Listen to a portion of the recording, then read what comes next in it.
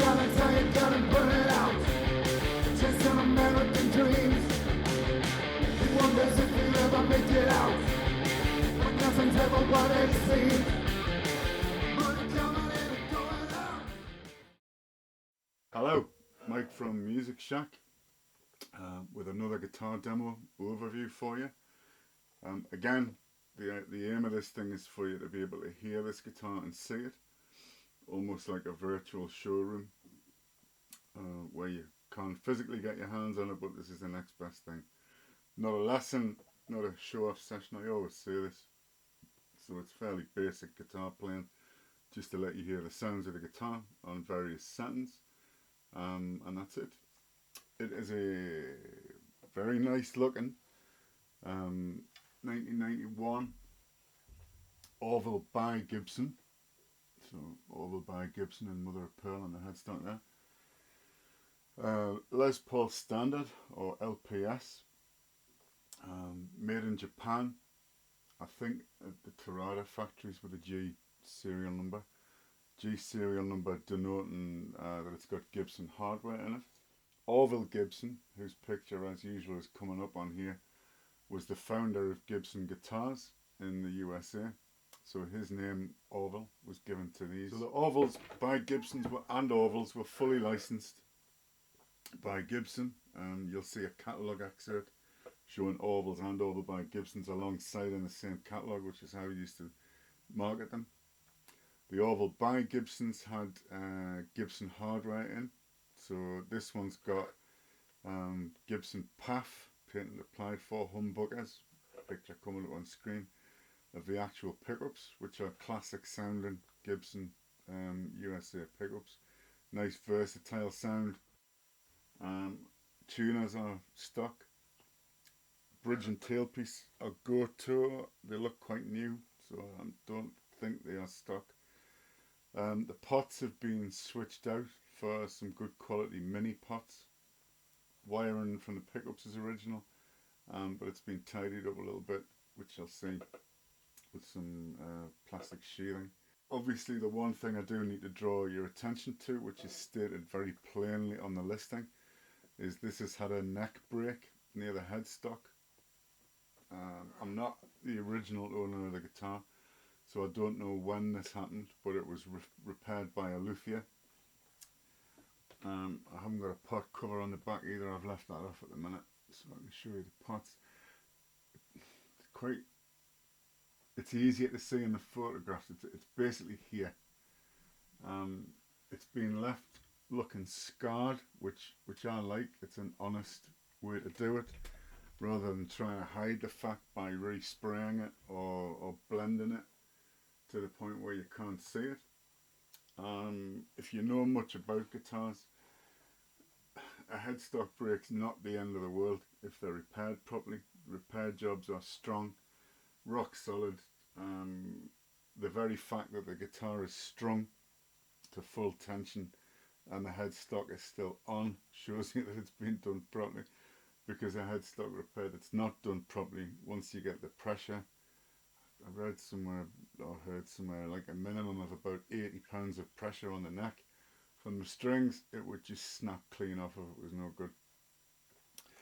So it's listed at quite a significant amount less than the closest model I can find to this one. Sorry, the same model I can find to this one without a break, and that's for those who might be put off by the cosmetic mark. But in terms of playability and in terms of stability, there's nothing to worry about. That's as likely to break as any other unbroken headstock if you step on it or drop the guitar from height. So that's all there is to say about that bit, really. Fretwear, probably about 60% left. It has been played. They are nice and comfortable. There's no sharp edges. They're easy to glide across. It's got mother of pearl inlays. One of them is a replacement, which is this one at the top, which is blended in. I've done this and I've blended it as well as I can with the rest. I don't think you would tell the difference unless I pointed it out to you. Scratch plate.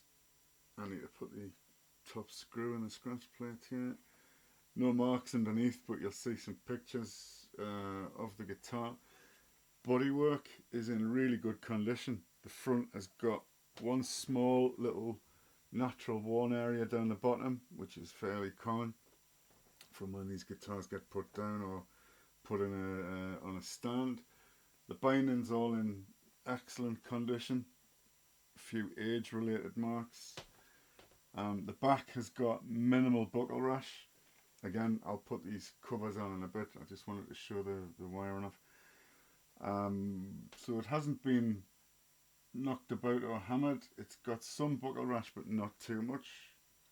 Fairly standard for its age, but I would say that it's in, obviously other than the neck break scar, it's in outstanding condition.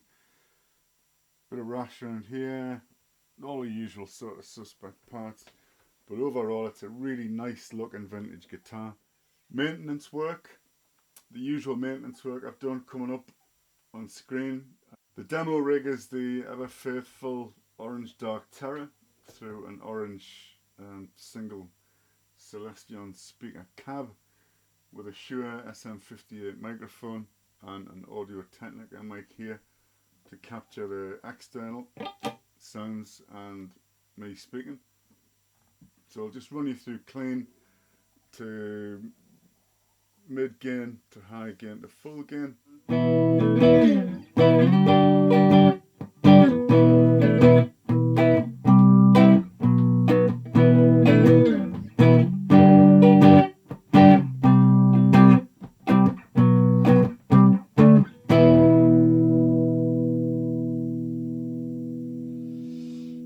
Down the bridge.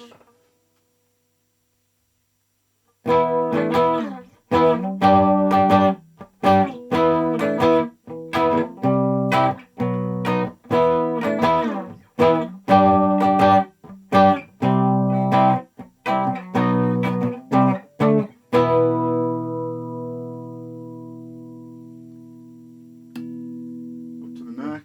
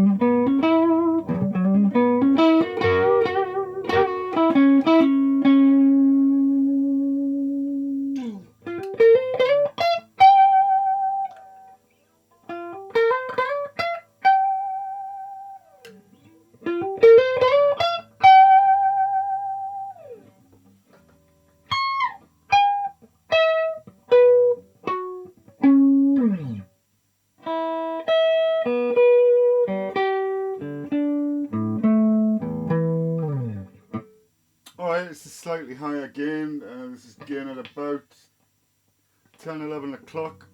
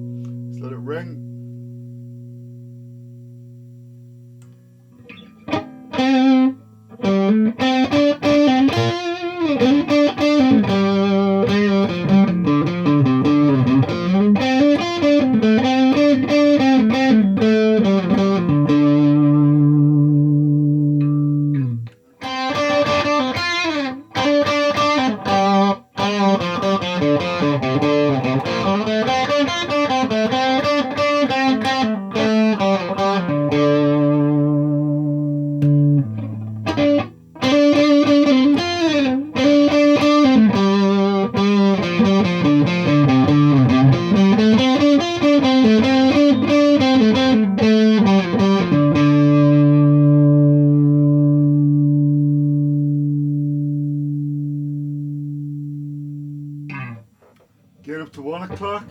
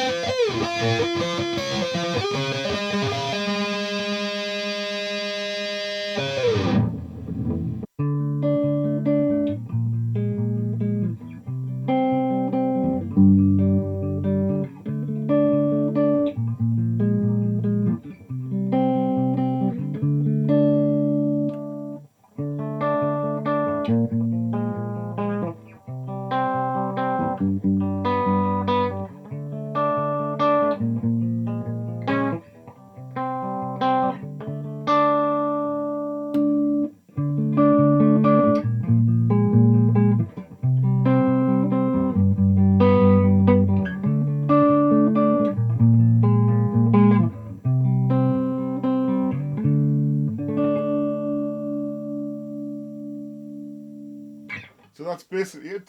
Just an overview of the kind of sounds you can get out of it. limited by my playing, and obviously the fact that I wasn't experimenting with different combos of volume and tone across the two pickups and the 3 selection options. So there's a lot more to it, but basically it's just a good, solid, great sounding, nice to play Les Paul standard. If you need any more info, just let me know. Alright, cheers, bye.